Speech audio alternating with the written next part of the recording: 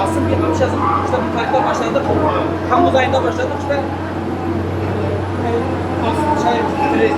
Şubat'ta bitireceğiz. Sonra ben duydum bayağı insan diyorlar, var diyorlar. Ama ilk başladık.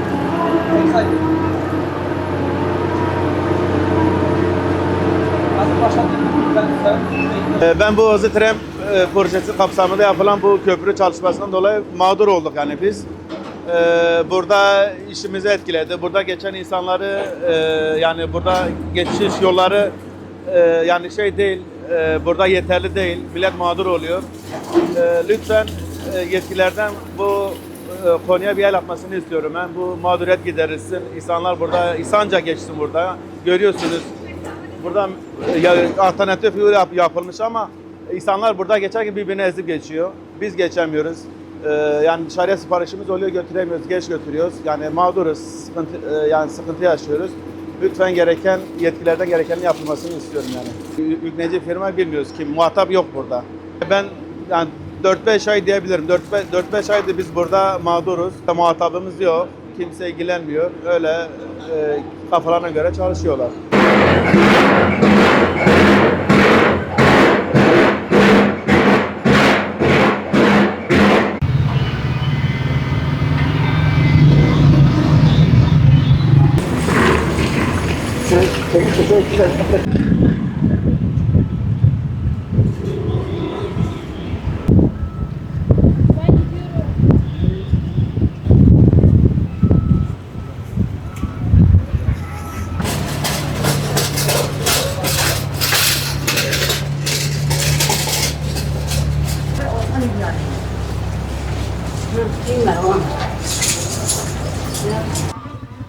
Buranın esnafıyım, berber yerim var benim. Sürekli Bekirli yolunda ciddi sıkıntılarımız var. Bu sıkıntıların başında da Bekirli yolu esnafları olarak gerçekten de şu hızlı tren projesinden dolayı çok ciddi sıkıntılar çekmekteyiz.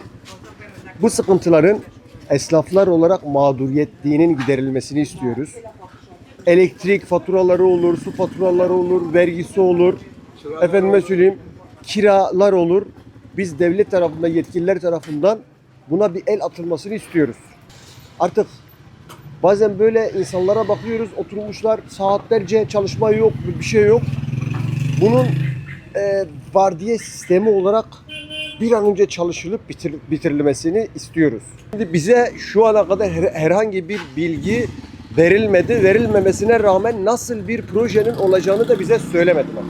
Herhangi bir yerde proje varsa, büyük bir iş varsa oraya bir ne yapılacağıyla ilgili bir afiş asılır.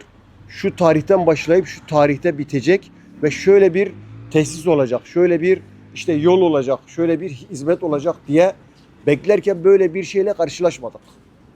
Bunu da ayrıca yetkililere sesimizin duyurulmasını istiyoruz. Özellikle Mersin Büyükşehir Belediye Başkanı Vahap Seçer'i mahallemize davet etmek istiyoruz. Özellikle Vahap Seçer'i davet etmek istiyoruz. Gelip yerinde olayı görsün, çalışmayı görsün. Çalışmayı gördüğü zaman kendisi bizim ne halde olduğumuzu daha iyi görecektir. Özellikle Vahap Seçer Bey'e ve Mersin milletvekillerine sesleniyoruz. Devlet yetkililerine sesleniyoruz. Buraya gelip burada yerinde görmelerini istiyoruz.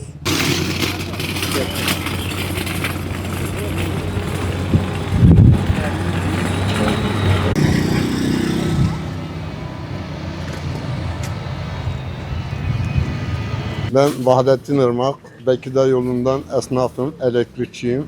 Valla sorunlar çoktan beri var. En çok mağdur olduğumuz 5-6 ay içerisinde bayağı mağdur olduk.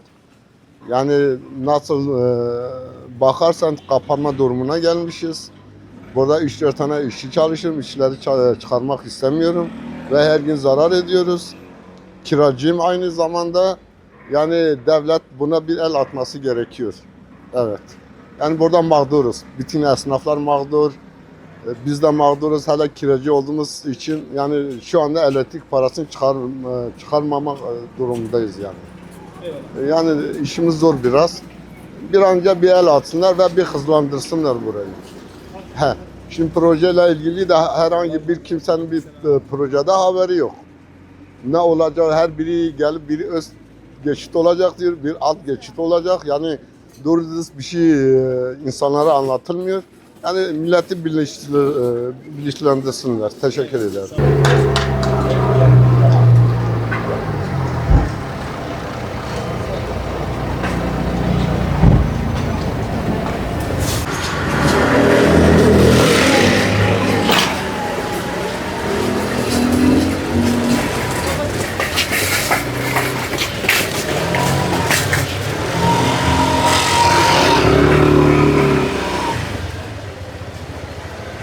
Bu zemin üst alt geçitten dolayı biz çok perişan oldu. Benim müşterilerim normalde %100'dü. Şu anda müşterilerim %20'ye düştü. Ben iş yapamıyorum. Her tarafımı kapatmışlar. Cezaevi gibi etrafım komple.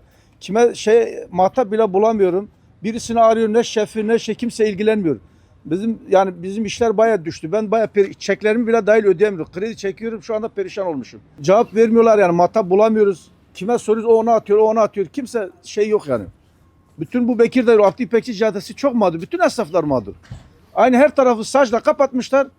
Biz şu anda cezaevine sokmuşlar. Dışarıda benim müşterilerim geliyor. Bir yol, normal istasyonel yol var. Adamlar bak şu anda çalışma yok. Geliyor 2-3 saatte çalışıyorlar. Salla başını alma işi, çekip gidiyorlar. Biz mağdur olmuşuz. Mağdurunu kime bildireceğiz, onu da muhatap da bulamıyoruz. Gelen giden de yok. Yani bir sorumlu gelip de bir derdimizi bir dinleyecek, esnafları gezecek kimse de yok. Başladılar, normal bitiş tarihini söylüyoruz, onu da söylemiyorlar. Önümüzü, yan tarafı hepsini kapattılar. Çalışma hemen hemen Haziran'da bir başlamaya başladılar. Haziran'dan bu yana yol sürüyor. Ama çalışma çok ağır sürüyor.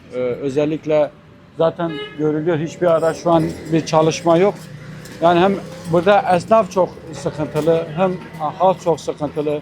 Geliş geçişler çok zor. İnsanlar motosiklet veya diğer iki tekerlekli araçlarla yayalar hep iç içe. Bazen ister istemez çarpma olayları oluyor, hafif yaralanmalar oluyor.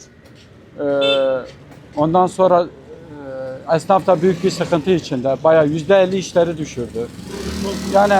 Yani bura ne kadar erken yapılırsa insanların mağduriyeti o kadar erken giderilir. Yani tek isteğimiz bu yani. Böyle bir şey biz ne gördük ne ettik. Yani herhangi halkı bilgilendirme, halkı bilgi verme amaçlı hiçbir şey yapılmadı. İşte hemen birkaç tane etrafı bariyer ördüler. Başka bir şey, hiçbir şey şu an biz bilmiyoruz ne yapılıyor, ne ediliyor, hiçbir şey bilmiyoruz şu an.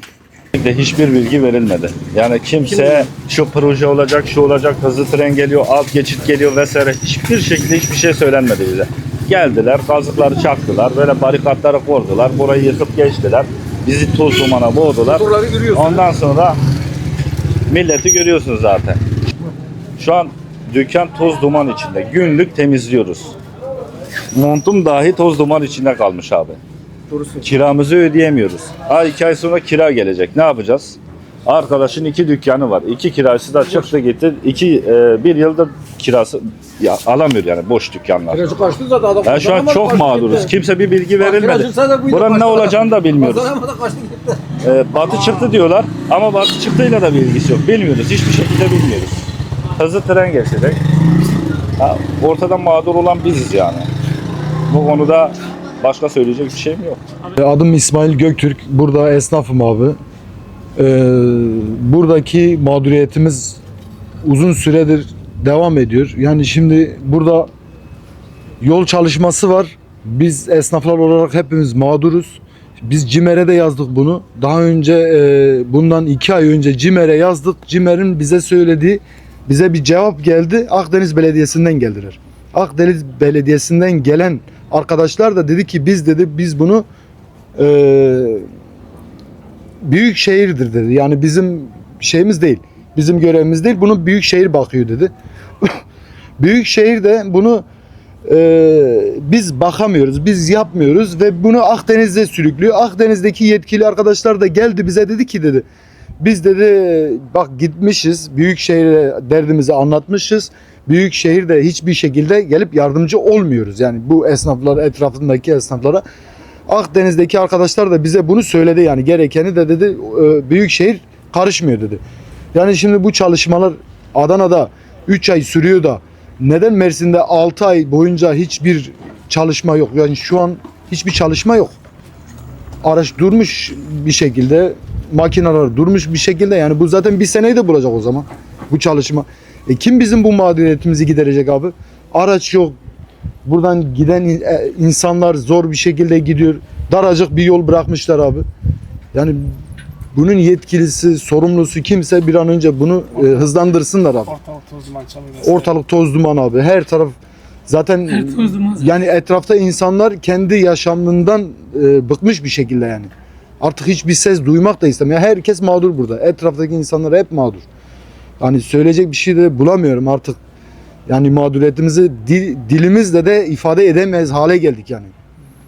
Bunu bir şekilde yani yetkili duysun sesimizi. Bir an önce zaten alışveriş yok. alışverişi zaten Dükkan yani biz kapanmış geçtik yani. tamam bir şekilde alışveriş olmuyor. Ona da eyvallah. Olmuyor. Nasıl tamam olmuyor? olmuyor. Eyvallah, Yani o biz zaman- idare ederiz. 6 ay yok 3 ay 5 ay idare edelim. Bu bir şey değil. 5 ay değil Ama ki bu 5 ay iş Bir yıl olacak oldu. bir şey değil yani. Bu Bir yıl oldu, bir yılı bir yıl. geçecek. Hani bir yılı geçtikten sonra da biz bunu artık esnaflar olarak biz zor durumda kalıyoruz. Kiralarımızı ödeyemez hale geldik. Yani iş konusunda iş yapamaz hale geldik. Yani bunu yetkili duysun artık yeter diyoruz yani.